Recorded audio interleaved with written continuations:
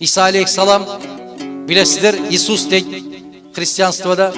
İsa aleyhissalam ошондой болуп bir айылды кыдырып кетип баратканда аябай гүлдөп жүзүмдөрү төгүлүп, алма бактары төгүлүп, гүлдөп турган bir айылдан өтүп кеткен экен.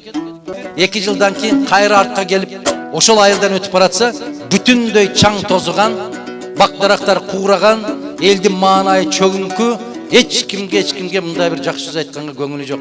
Ошондо бирөө сураптыр: "Я Аллахтын элчиси, 2 жыл башта өтүп кетип баратканыңда ушундай гүлдөп турган баг элек. 2 жылда жерибиз ушундай болуп куну качты. Эмне үчүн ушундай болду?" десе, Иса алейхиссалам айткан экен: "Айылыңарга бирөө жаңы келип кошулдубу?" деп.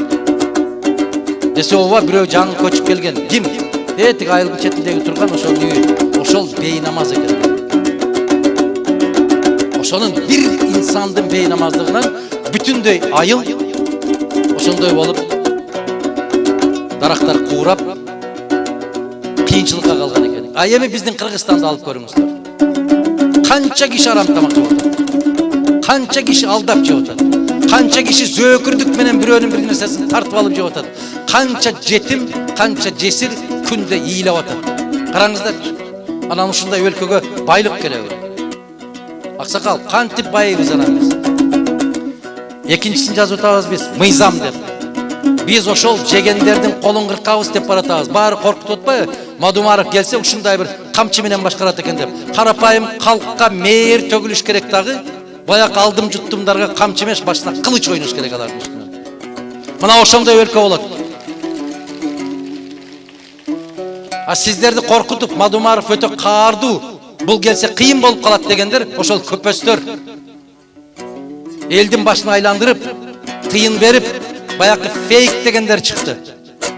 Азыр өкмөт башкарып атам, өлкө башкарып атам деген азаматтардын туугандары 30-дан 40-тан балдарды багып алып, ошондой кылып, күндө кечинде акча берип атат, мандикерчилик кылып. Жаш жигиттер, кыздар билбейт, ошондой болуп мандикер болуп иштеп атат. Жалчы болуп иштеп атат, күнүнө иштеп атат.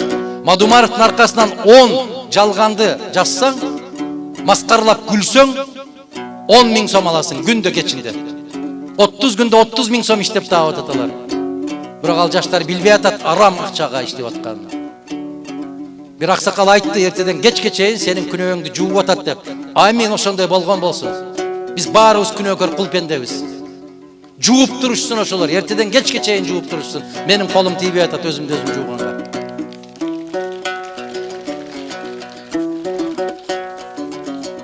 Эмнеге ошол байыган инсандар иш ордун ачпайт деп. А тойканаларды ким курат анда?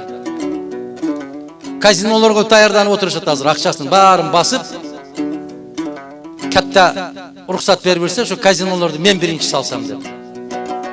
Биздин Кыргыз касиеттүү жерибизде казинонун жыты да болбош керек. Биз ошон үчүн күрөшөбүз. Казино менен ойноп, канча балдар жан кыйганын билебиз биз Бишкекте. Канча балдар квартирасын алдырганын, канча үй бүлөнүн ажырашканын билебиз биз. Канча аялдар, жаш келиндер сыздап көчөдө калганын билебиз. Канча энелер ыйлап келгенин билебиз биз. Балам ошол казино деген балага кирип кетип, үйүбүздү ортого коюп алдырып бериптир деп канча эне какшап көчөдө жүрдү ыйлап. Кайсы адал акчаны издеп атасың сен? Биз муну токтотобуз, Кудай кааласа.